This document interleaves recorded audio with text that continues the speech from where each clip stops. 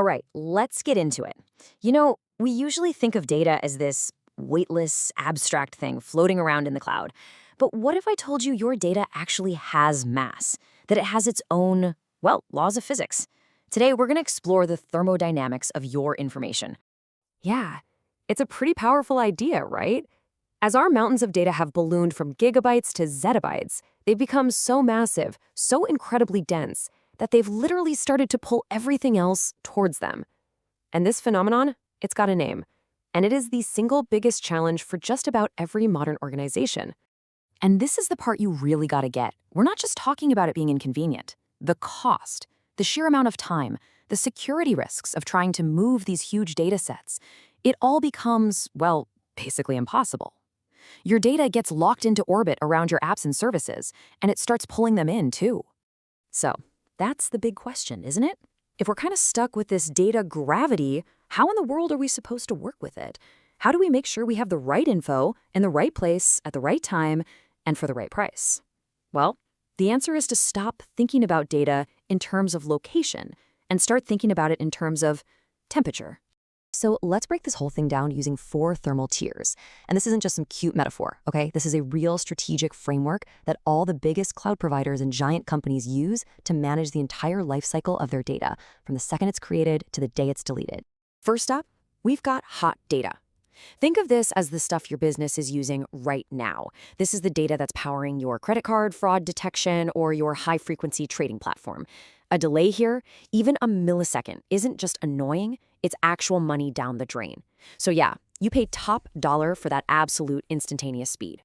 All right, next, let's cool things down just a little bit to warm data. This is often the fastest growing chunk of data for a company. Think of it as your active archive.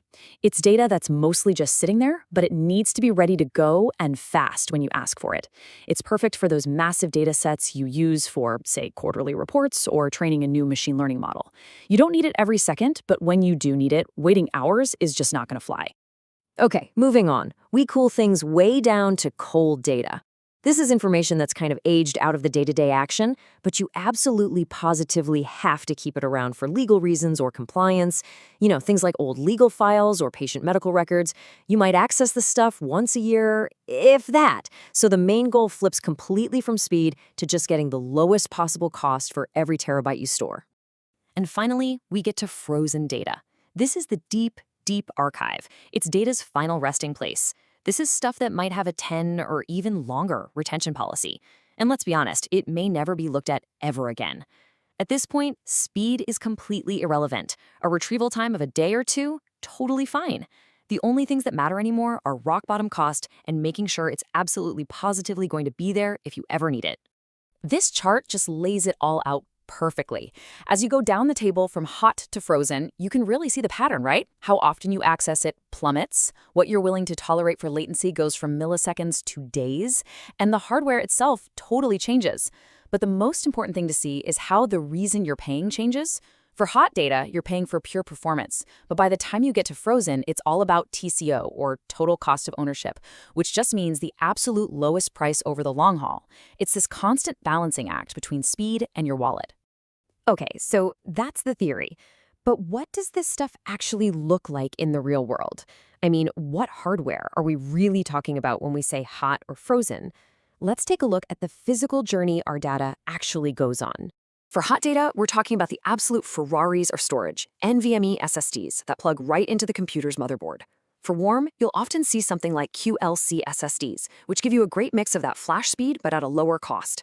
For cold, you know what? The classic hard disk drive is still the king, packing an insane amount of data onto those spinning platters. And for frozen, well, for that, we turn to an old friend, magnetic tape. And that brings us to something that is just so incredibly important about tape. In an era where we're constantly worried about cyber attacks, a physical tape cartridge just sitting on a shelf, completely and totally disconnected from any network, that is the ultimate security blanket. We call it an air gap. A hacker simply can't touch what they can't connect to.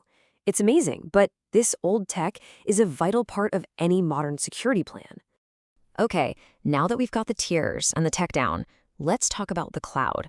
Because this is where that simple, appealing idea of cheap storage can get really complicated and, frankly, really expensive if you're not paying attention.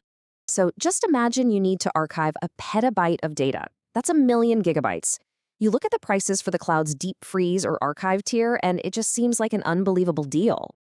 You run the numbers and, wow, it comes out to just a little over $1,000 a month. That seems ridiculously cheap to safely store that much information. So you sign up, you move your data, and you're feeling pretty smart about all the money you're saving. But then, maybe 6 months down the line, a regulator shows up, or there's a huge system failure, and you suddenly need to restore just 20% of that data you archived. This, my friends, is where the trap springs. See, the bill you get isn't just one simple line item. Oh no. First, bam, they hit you with request fees, charging you for every single file you touch. Then you're paying a retrieval fee for every gigabyte you pull out. And finally, you have to pay to put all that restored data on a much, much more expensive hot storage tier so you can even work with it. And when you finally add it all up, that one-time 20% restore operation could set you back over $18,000. Just let that sink in for a second. A single restore event can end up costing you more than you'd pay to store the entire petabyte of data for a whole year. That is the cloud storage trap. It's never about the cost to store. It's all about the cost to get it back. So how do we avoid this disaster? How do we use these amazing tools intelligently? Well, it all comes down to having a really clear strategy before you move a single byte of data anywhere. And this quote just hits the nail on the head. If you're just blindly moving data to cheaper tiers based on how old it is, you're setting yourself up for massive risks and eye-watering costs. You have to understand what your data is first. So here's your playbook for doing this the smart way. Rule number 1, know your data's actual value before you decide where to store it. Number 2, always plan for the cost of getting your data back, not just the cost of storing it.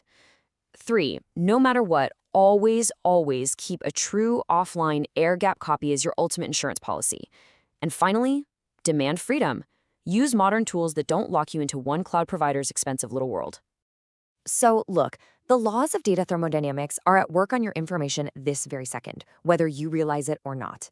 The question you really need to be asking yourself is this: are you actually in control of that process, or are you just letting gravity take its course?